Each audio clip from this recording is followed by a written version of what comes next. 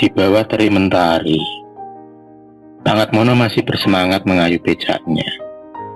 Penumpang demi penumpang, receh demi receh dia kumpulkan, berharap bisa menghidupi keluarganya. Lelaki parubaya berumur 45 tahun itu bertubuh kurus, berkulit hitam. Wajahnya tampak lebih tua dari umurnya. Tak lain, karena tuntutan hidup yang begitu keras di tanah ibu kota, yang mengharuskannya bekerja siang dan malam. Tanpa lelah, tanpa mengenal waktu, Pak Mono dan istrinya Bu Sri Asih berjuang demi sesuap nasi. Mereka tak ingin berharap lebih. Mendapatkan rezeki hari ini untuk makan besok, itu saja sudah bersyukur, alhamdulillah.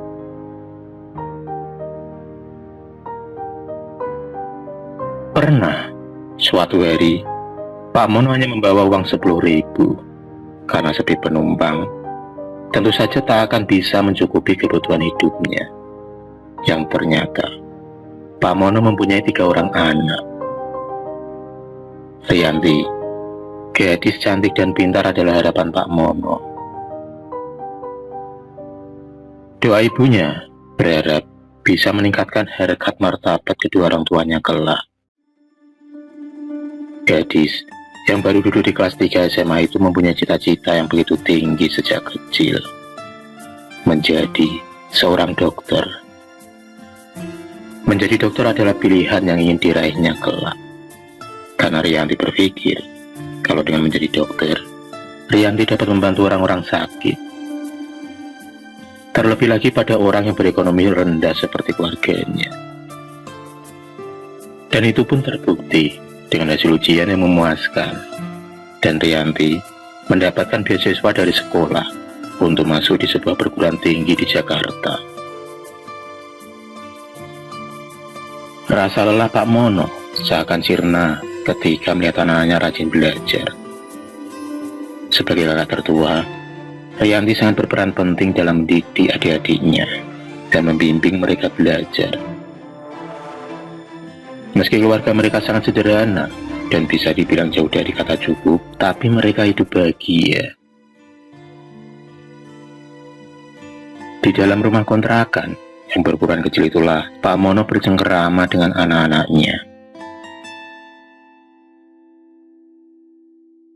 Pada suatu hari, Rianti meminta izin kepada kedua orang tuanya untuk bekerja paruh waktu.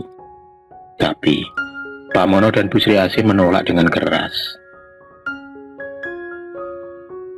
Pak Mono menginginkan anaknya untuk fokus dalam belajar dan meraih cita-citanya. Tapi, sifat keras kepala Rianti tak bisa dicegah oleh kedua orang tuanya.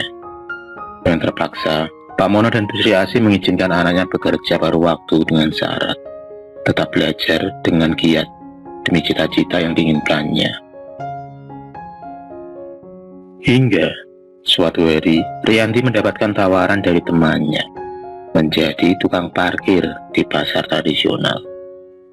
Yang mau tak mau, Rianti harus menerima pekerjaan itu untuk meringankan beban kedua orang tuanya. Panas terik mentari, kumpulan asap motor, dan suara kendaraan yang berlalu lalang tak menyurutkan keinginannya untuk mengais rezeki.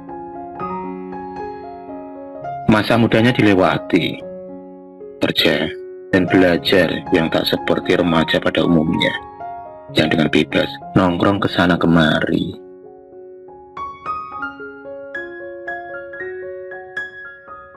Senyum bagi adik-adiknya adalah penyemangat dia untuk selalu kuat dalam menjalani hidup ini. Rio dan Ria selalu menunggu kedatangan kakaknya sepulang kerja. Itu tak lain karena Rianti selalu membawakan oleh-oleh untuk kedua adiknya yang masih belia itu. Di atas ubin yang berasan kasur lantai yang tipis itulah Rianti selalu memangku kedua adiknya. Bu Sri Asih sepulang dari tempat kerjanya segera menyiapkan makan malam seadanya.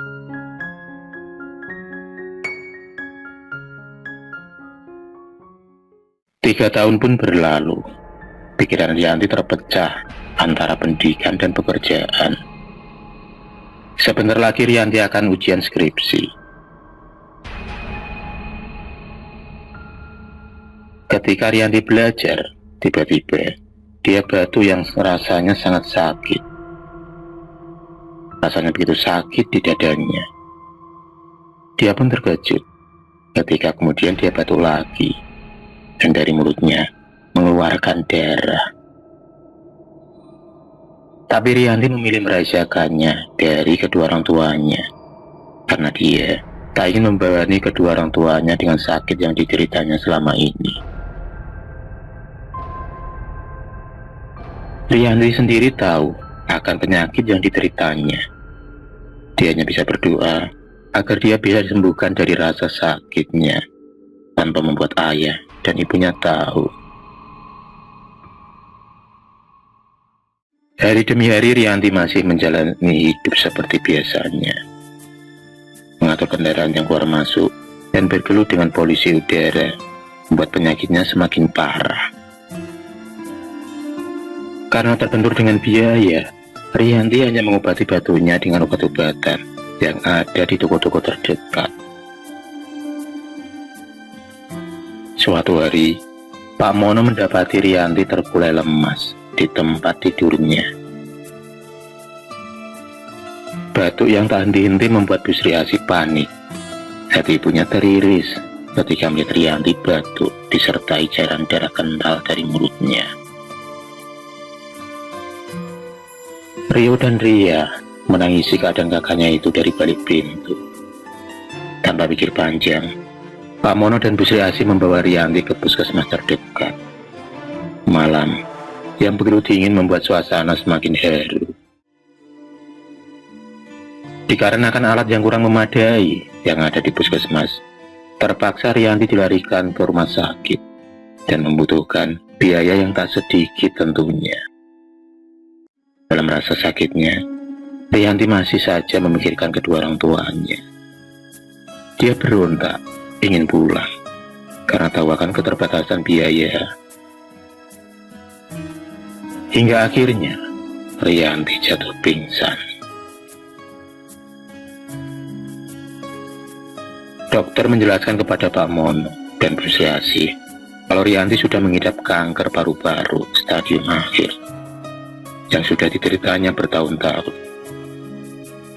Bak disambar petir di siang bolong, Bu Sri Asih terkulai lemas mendengar penjelasan dokter. Dia tak menyangka anaknya menderita penyakit separah ini. Rianti memilih menyimpan rasa sakitnya sendirian dan tak ingin menambah beban dalam keluarganya. Dan hanya keajaibanlah yang bisa menyembuhkan penyakit Rianti. 1 minggu sudah Rianti dirawat di rumah sakit, tapi keadaannya tak kunjung membaik dan semakin parah. Pihak rumah sakit tak bisa berbuat banyak, tak lain karena keterbatasan biaya. Hingga pada hari Senin pagi, Rianti merintih kesakitan. Tubuhnya kurus kering tak berdaya. Dengan kalimat yang terbata-bata, Rianti meminta maaf kepada ayah dan ibunya, dan meminta untuk selalu menjaga kedua adiknya. Hingga akhirnya Rianti pun menghembuskan nafasnya yang terakhir. Air mata, tangis tak tertahankan oleh kedua orang tuanya. Mereka tak menyangka Rianti meninggal dengan waktu yang begitu cepat. 3 hari setelah pemakaman Rianti, Pak Mono mendapatkan undangan dari kampus tempat Rianti menimba ilmu. Isi surat itu tak lain adalah undangan wisuda untuk anaknya. Keesokan paginya, Pak Mono dan Bu Sri Asih menghadiri acara wisuda untuk anaknya. Dengan mata yang berkaca-kaca, Pak Mono menerima penghargaan dari pihak kampus. Ternyata, Rianti dinobatkan menjadi mahasiswi terbaik dan mendapatkan nilai tertinggi di kampusnya. Haru, sedih, bangga, bercampur menjadi satu. Rianti sudah membuktikan kalau dia anak yang hebat dan menjadi kebanggaan keluarga. Dengan berjalan pulang menuju pemakaman putrinya, Pak Mono mempersembahkan penghargaan itu kepada Arianti yang sudah tenang di alam sana tanpa merasakan sakit pada tubuhnya.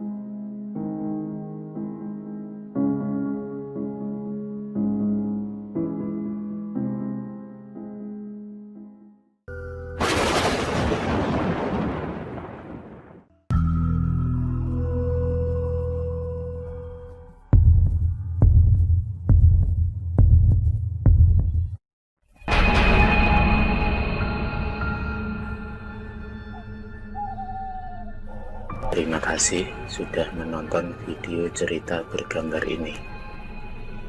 Klik subscribe untuk terus berlangganan video-video cerita bergambar selanjutnya. Semangat berkarya.